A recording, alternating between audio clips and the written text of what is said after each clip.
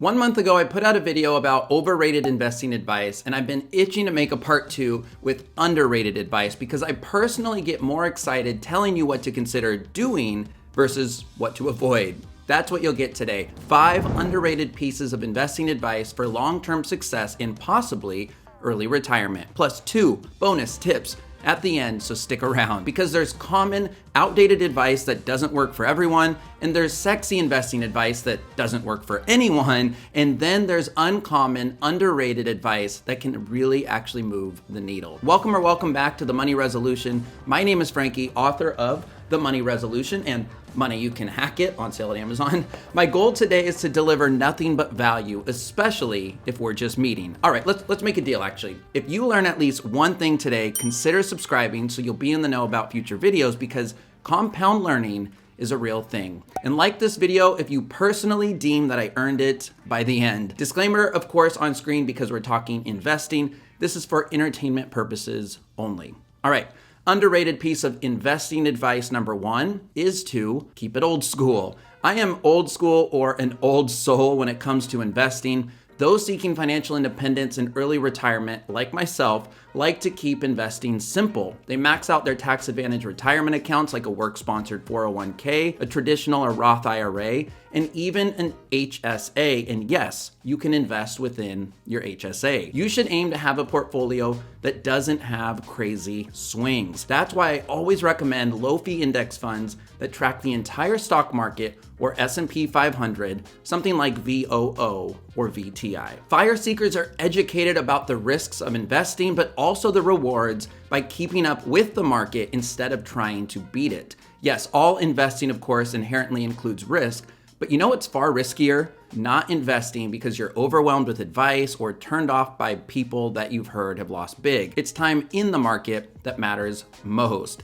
Let's say your goal is $1 million invested by age 65. You would have to invest actually just $300 a month starting at age 20 to reach that, assuming of course 7% annual returns. But you would have to save and invest a whopping $1,325 a month if you were to wait to start until age 45 to reach $1 million invested by age 65. That's a difference of over $12,000 a year, and it's all because of compound interest. Slow and steady wins the race. Invest early and often and consistently. Put investing on autopilot so you can enjoy your life while also keeping up with the general market returns. Use the right tools, of course, know the rules of the game. And that might sound like a lot of advice in one here, but once you get it, it really clicks and you never really have to think about it again because old school works. Everything else is a distraction. Number 2, don't panic.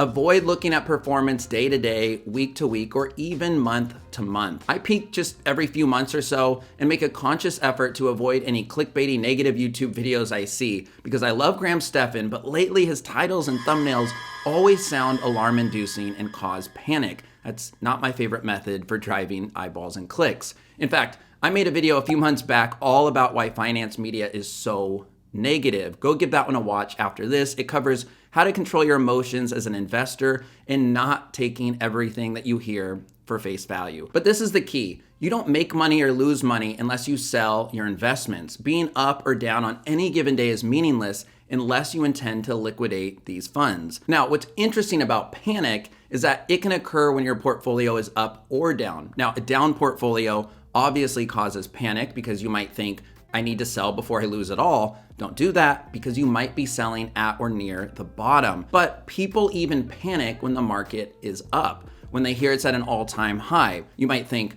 sell high, it can only go down from here. But don't. Down is not the only direction the market goes when it's up. In fact, it always goes up when you zoom out over a long enough period of time. Either way, these reactions are speculating, which isn't strategizing.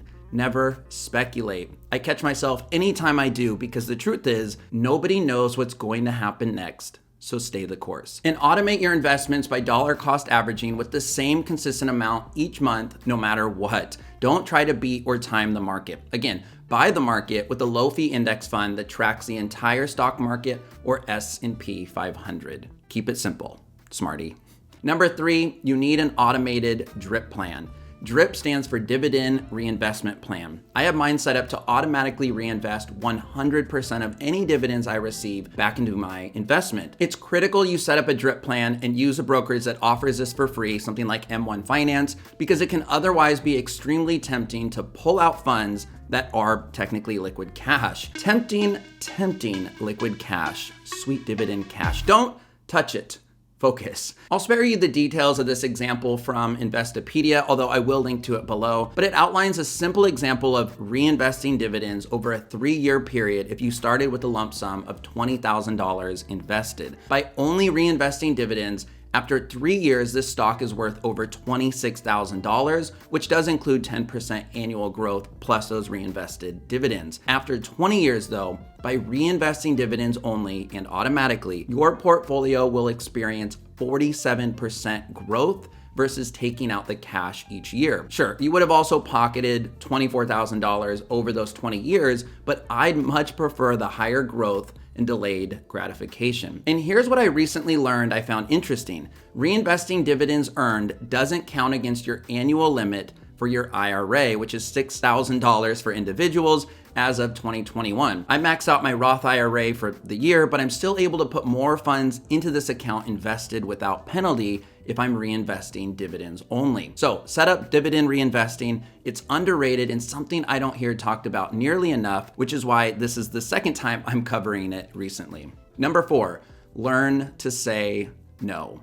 If you don't understand it, don't invest in it. Never invest in something you don't fully understand. Buy stocks or preferably index funds, which is a basket of stocks that you understand, or spend some time learning. Because in the hands of a good storyteller, any stock can sound like a winner. Assume you're not hearing the whole story. If something seems too good to be true, it often is. This should be your mentality though when it comes to speculative investments and possibly even cryptocurrency and NFTs. Too many of us are too enamored with, so you're saying there's a chance, opportunities. Or we fall victim to the 4 most expensive words in the investing language. This time, it's different. Yes, the market goes up and down, but with speculative investing, like taking old Uncle Jerry's advice at the next family get together, you could lose it all. I'm not a math whiz, but any chance to lose everything is math that I dislike and avoid. They say buy fear, sell hope.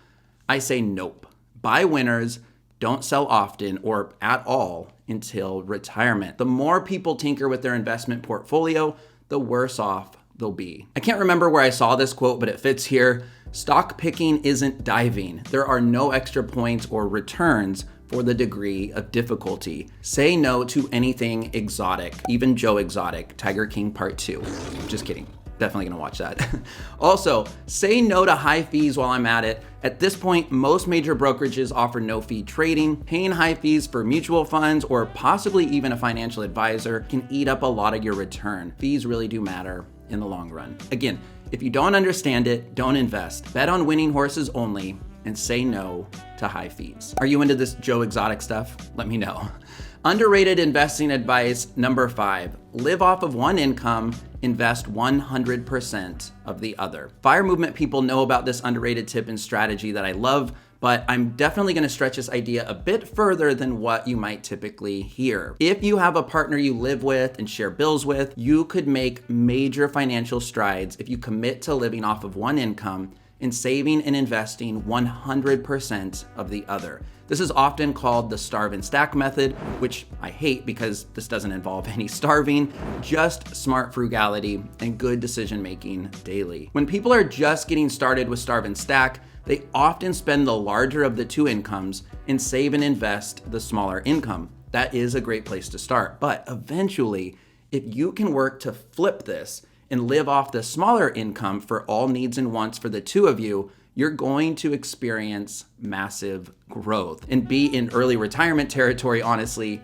before you know it. That's what we're actually striving for and planning for now that we're married. But more on our plan and new 2022 updated budget planner for couples I created and intend to use personally come New Year. Here's where I'm gonna put a small twist on this concept. Starve and stack doesn't have to apply only to you and a partner. You can do this on your own if you have more than one income source. I often preach diversifying your income. If you can create income from side hustles or passive income, or simply you work multiple part-time jobs, you can attempt to do this on your own. Choose which income source you're going to live off of and invest 100% of the others. Early retirement, here you come. Bonus number 1 is to consider impact investing. Impact investing is the practice of investing in companies and organizations with the intention to generate a beneficial social or environmental impact alongside financial returns. Over the past year, the percentage of high net worth investors and companies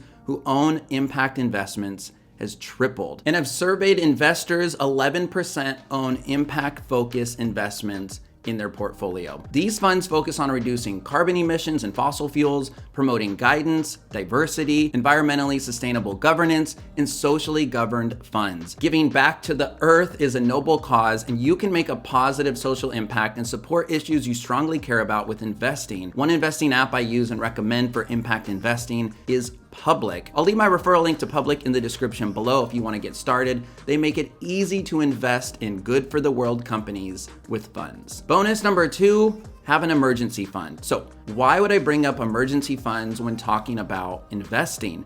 That's because you're going to be tempted to touch or sell your investments when you face an emergency if you don't have an emergency fund. It's worth repeating.